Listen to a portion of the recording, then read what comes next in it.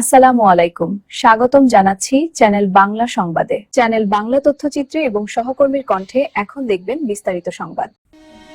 শেরপুরের শ্রীবর্দী উপজেলার বাবেলাকোনা, নালিতাবাড়ী উপজেলার বরুঙ্গা কালাপানি ও ময়মনসিংহের হালুয়াঘাট উপজেলার নামাছাপড়া এলাকা দিয়ে পাচারকালে পৃথক অভিযানে মোট 527 বোতল ভারতীয় বিভিন্ন ব্র্যান্ডের মদের বোতল জব্দ করেছে বিজিবি।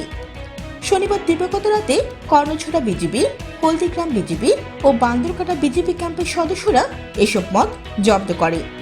বিজিবি জানায়, গোপন সংবাদের ভিত্তিতে অভিযান চালিয়ে কর্ণছড়া বিজিবির টহলরত সদস্যরা বাবেলাকোনা গ্রাম থেকে, হলদিগ্রাম বিজিবির টহলরত সদস্যরা বরুঙ্গা কালাপানি থেকে এবং বান্দরকাটা বিজিবির টহলরত সদস্যরা নামাছাপড়া এলাকা থেকে বিভিন্ন ব্র্যান্ডের ভারতীয় মদ জব্দ করে।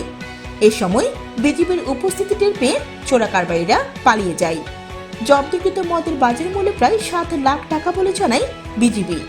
জানাতুল আফসানা, চ্যানেল বাংলা।